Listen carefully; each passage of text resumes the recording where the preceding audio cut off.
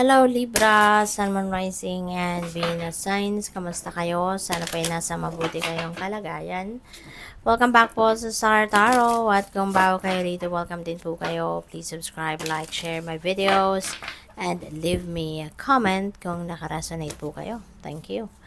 So, Libra, pauna mensahe ninyo, we have growth. Ayan. So, napakaganda kasi yung iniisip ninyo ngayon or yung gagawin ninyo is papunta sa pag-asenso, papunta sa pag-grow ninyo as a person, maybe on a personal level, ano. Baka yung mga balak ninyong gawin ngayon is to empower yourself, to reinvent yourself, no, which is really good kasi papunta kayo sa sa progress, kumbaga, no? So, maganda. Hindi lang kayo nagse-settle na sa kung ano lang ang meron kayo sa ngayon, kung ano kayo ngayon, but you are thinking of your progress, so which is really beautiful. So, congrats. So, tignan natin kung ano pa ang mga mensahe para sa iyo, Libra. And before I forget, I would like to say hi muna and shout out sa ating beloved channel member na si At Maria Yui 3981. Maraming salamat po for your support sa aking channel. So, we also have anticipation.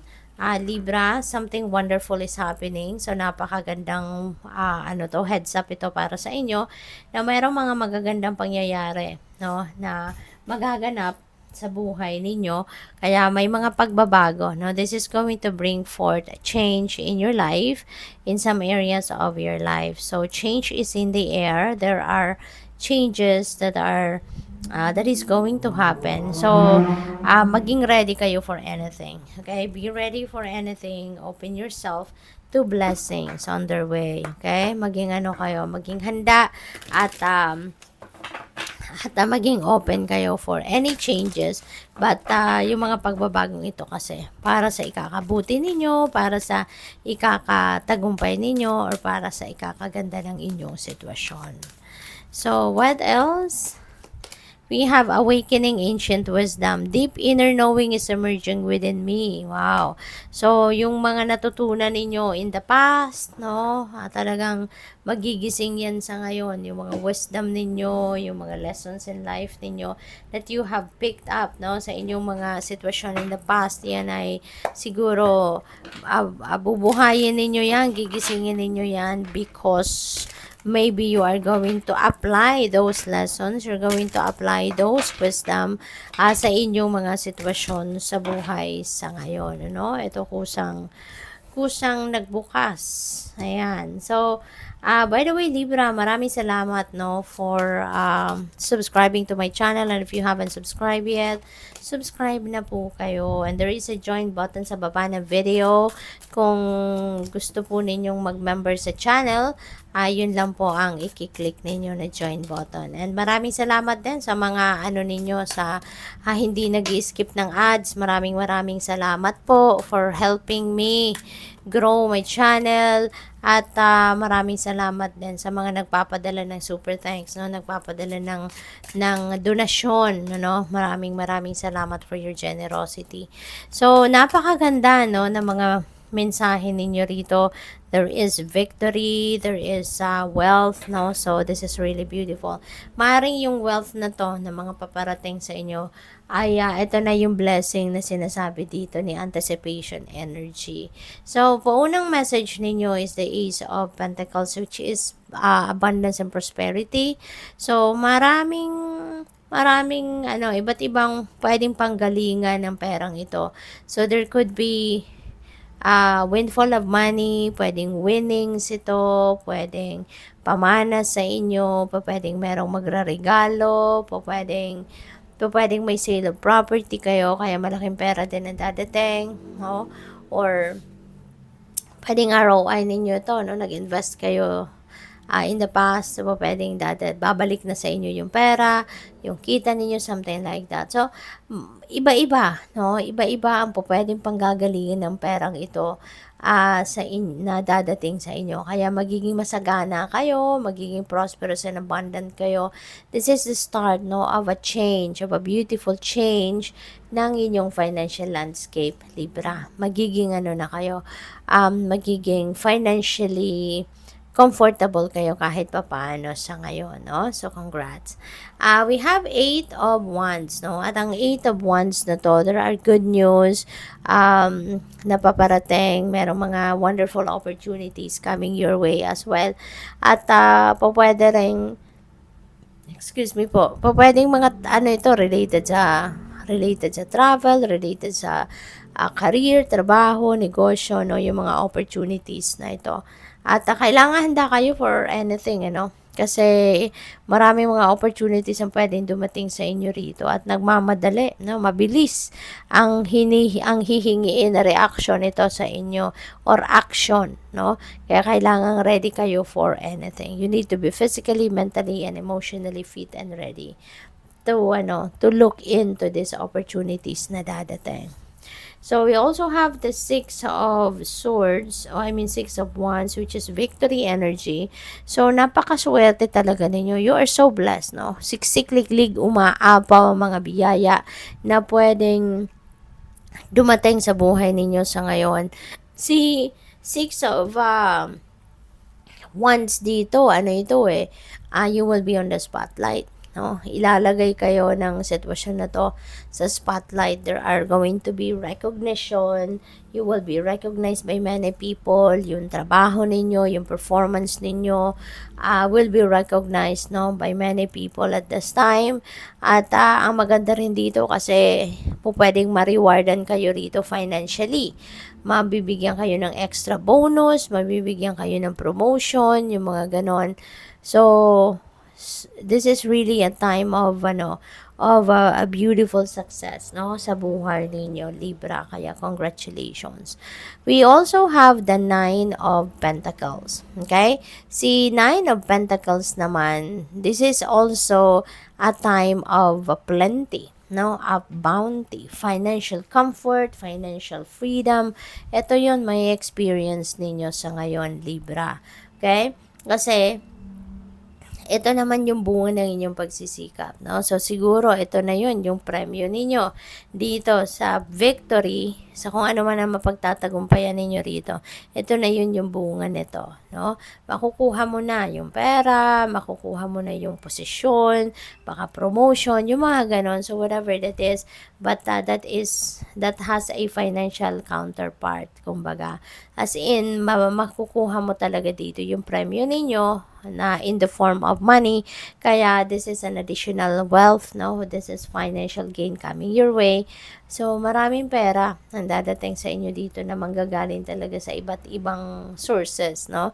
Kaya napakaganda.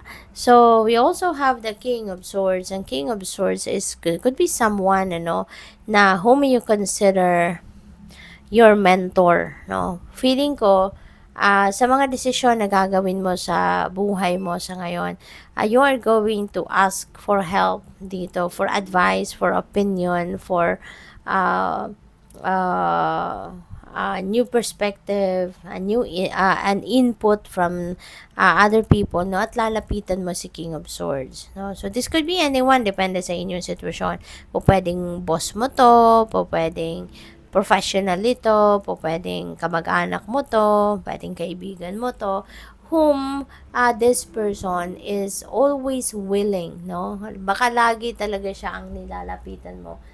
Kaya kapag nakikita ka niya, alam na niya kung anong kailangan mo. Diba? Alam na niya na kailangan mo ng opinion, kailangan mo ng advice, something like that. At yan ang makakatulong sa'yo para makapag-desisyon kayo ng tama. So, we also have the Empress. Sobrang swerte kayo talaga sa pera sa ngayon kasi si Empress is also abundance and prosperity energy. Napaka gaan ng pasok ngayon ng pera sa inyo, Libra. Si Empress also is a creation energy. So, po pwedeng ang sisimulan ninyong bagong ganap dito, could be a new job, could be a new business venture, there could be a new money path that is opening up for you na you're going to take advantage of. At lahat ng ito, no, kung ano man ang mga pagkakaabalahan ninyo ngayon that is going to bring forth financial prosperity and abundance into your life. Po pwede rin, since this is also mother archetype, po pwedeng ang iba sa inyo din dito, baka merong manganganak, merong nagbubuntis, pwedeng ganon, or po pwede rin na kayo ay isang nanay na talaga. Parang although isa na kayong mommy, you are taking care of your kids, taking care of your family, pero talagang sinisika pa rin ninyo na maging maganda pa rin kayo, na nag-glamorize pa rin kayo. Alam mo yun, yung in other words, inaalagaan mo pa rin mabuti ang inyong sarili. So which is really, really beautiful. So we also have the 7 of Wands. Ayan. So dahil sa mga successes, no, na nakakamit ninyo sa buhay, mga successes na meron kayo sa buhay ninyo, ano kayo ngayon, ano, parang may mga taong naiinggit sa'yo, may mga taong sinisiraan ka, kahit wala ka namang ginagawang masama sa kanila. So, yun, nagiging defensive ka. Nasa defensive mode ka sa ngayon, although wala pa rin naman kayong ginagawa towards them, kasi nga, kumbaga, ino-observe mo din sila, which is good. No? Obserbahan mo lang muna, wag ka munang susugod, wag ka munang magsasalita ng kung ano, obserbahan mo lang kung anong ginagawa nila. As long as you are safe, as long as your integrity, your dignity, your safety is not compromised, so mag-observe ka lang. No? Kasi baka mamaya waste of time and energy mo lang sila. 'Di ba? Kaya focus lang. Focus on yourself. Just stand your ground and stand for what you believe in. Focus on yourself. Focus on your job, on your family. Deadma mo na lang sila as much as possible. Okay? So, we also have the 7 of Pentacles. So, meron ka pang hinihintay, other than, feeling ko rito, hindi lang ito.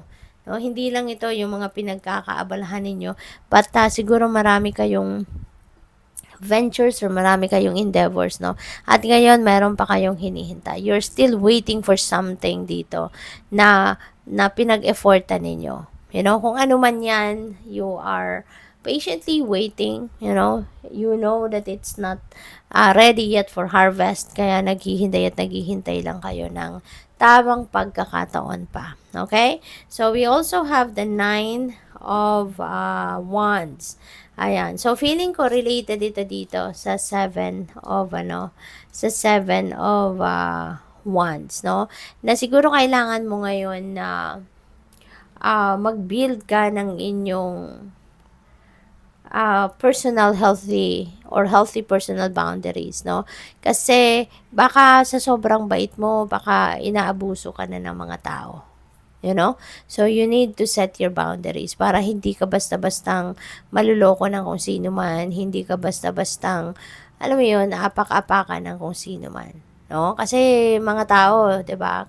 May mga taong mapag-take advantage, no? Kapag babait ang tao sa kanila, kapag compassionate yung tao sa kanila, inaabuso nila. So para hindi mangyari 'yan sa iyo, makuha mo kung ano yung deserve mo, makuha mo kung anong para sa'yo. So, mag-set ka ng personal boundaries, ng healthy personal boundaries. Alright? Para malaman din ng mga tao sa paligid mo kung anong limitasyon nila. Ganun ka din, hanggang saan ka lang din naman, or hanggang saan din naman yung limit mo para sa kanila. 'Di ba? And also, pwede rin na to na related dito sa 7 of Pentacles. Kasi this could be also a message para sa iyo na huwag kang susuko. Okay? Huwag kang titigil, huwag kang susuko, continue to persevere, continue to work hard. 'Di ba? Kasi naghihintay ka pa rito kung kailan ang harvest time nito, naghihintay ka pa. Although aware ka na hindi pa to ready for you, kaya naghihintay ka. No? So, para hindi ka mapagod, ito yung paalala sa inyo. Continue to work hard, continue to persevere, and tama yan, learn how to wait. Okay? Para dadating din yan when the divine timing comes. So, good luck sa'yo. Thank you for watching. Love and light. Namaste.